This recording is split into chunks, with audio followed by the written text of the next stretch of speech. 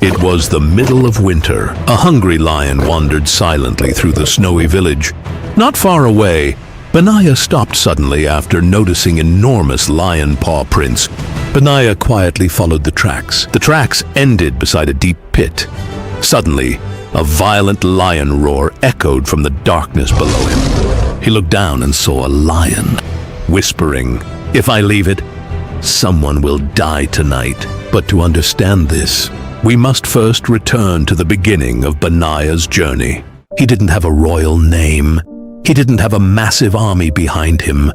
He was just the son of a priest from a small town. But while other men stayed inside, warming their hands by the fire, he was out in the freezing cold. His name was Benaiah. And this is not just a story about a soldier. It is the story of the most dangerous man in the Bible. A man who was chosen by God to protect the greatest kings of Israel. Without hesitating, Benaiah jumped down into the icy pit. There was no room to run. There was no place to hide. Just a man, a wild, hungry lion, and the freezing cold. The lion roared, showing its massive teeth, and leaped right at him. Benaiah didn't step back. He met the beast head-on. In a flash of pure bravery, Benaiah struck the lion down. When Benaiah climbed out of that pit, covered in snow and blood, he was no longer just a normal man. He was a legend. But what he didn't know was that this little movement, it was going to pull him away from the quiet life he knew and throw him straight into the middle of a dangerous, bloody game for the throne. News of Benaiah's strength spread quickly. Soon, he found himself fighting in the army of King David. David was the greatest king of Israel, a man who loved God, but a man surrounded by enemies. One day, Israel was facing the army of Moab. The Moabites were fierce. They had two brothers leading them. These two men were known as the greatest warriors in all of Moab. They were fast, strong, and completely ruthless. They challenged the Israelites, mocking them. "Is there no one who will fight us? Are David's men just little boys?" The Israelite soldiers were nervous, but Benaiah stepped forward. The two brothers charged at him at the exact same time. It was 2 against 1. But Benaiah was too smart and his faith was too strong. With smooth, deadly focus, he fought them both. He dodged their heavy swords and struck back. In a matter of minutes, the two greatest heroes of Moab were dead in the dirt. Benaiah wiped his blade, turned around, and walked back to his camp. King David was watching. He saw that Benaiah was not just strong, he was completely fearless. Time passed. The battles continued. But Benaiah's greatest test on the battlefield was still waiting for him. Israel went to war against an Egyptian army, and the Egyptians had a secret weapon, a giant. This Egyptian man was absolutely huge. He stood almost 8 feet tall. His arms were like tree trunks. But the most terrifying thing about him was his weapon. He carried a spear so thick and heavy that a normal man couldn't even lift it. The giant laughed as he looked at the Israelite army. "Send me your best! I will feed him to the birds!" Benaiah looked down at his own hands. He had lost his sword in the battle. He had no shield. All he had in his hand was a thick wooden stick, a simple club. His men tried to stop him. "You can't fight him! He has a giant spear! You only have a stick! It's suicide!" The weapon doesn't make the warrior, and the warrior doesn't win without God. Benaiah walked straight toward the giant. "You! Come to fight me with a stick? Are you a dog?" The giant pulled back his massive arm and thrust the heavy spear straight at Benaiah's chest. It was a strike that would have cut any other man in half. But Benaiah didn't freeze. He moved with incredible speed.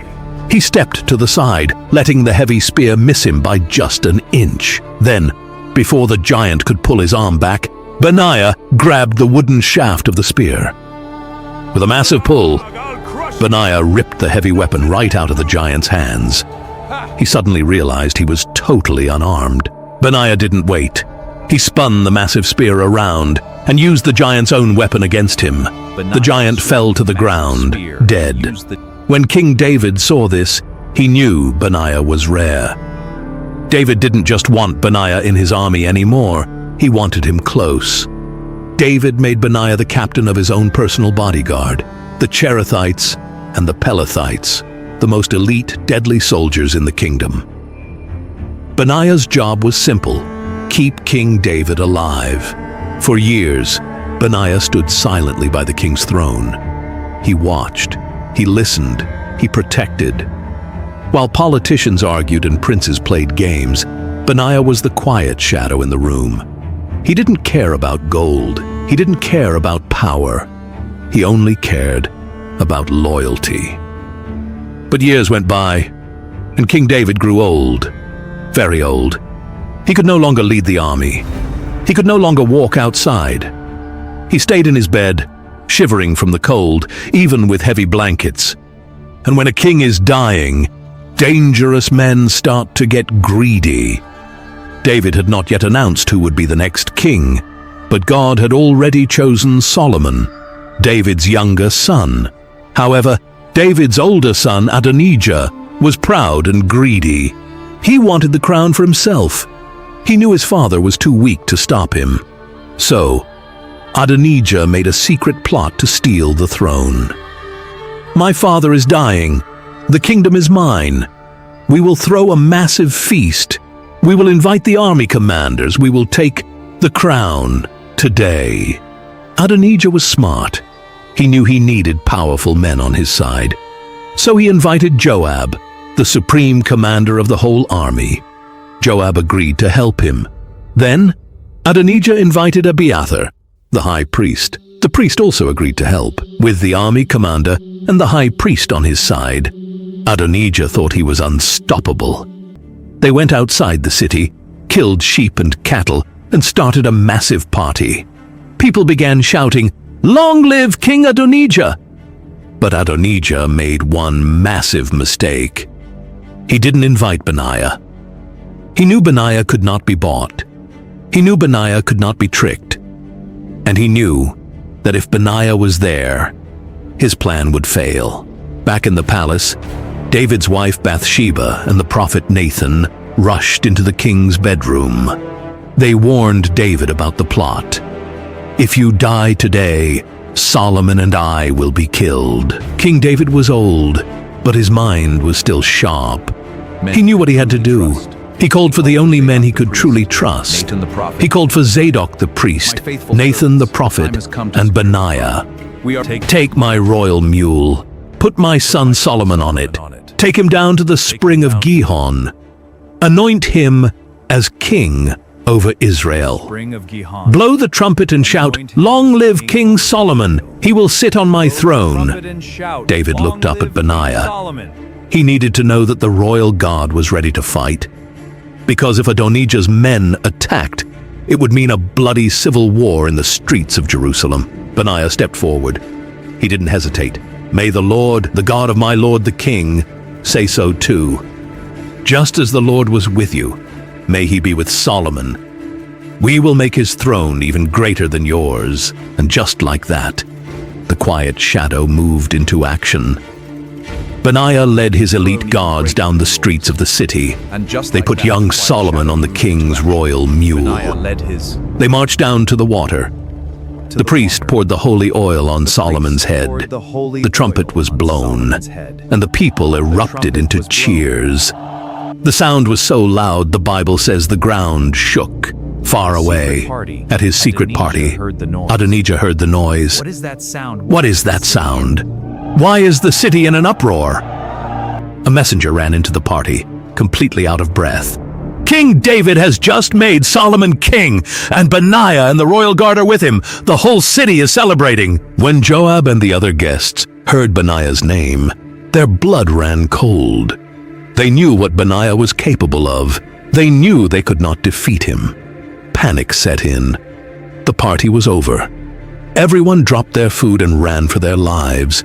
Adonijah was so terrified, he ran to the altar of God and held onto the horns, begging for mercy.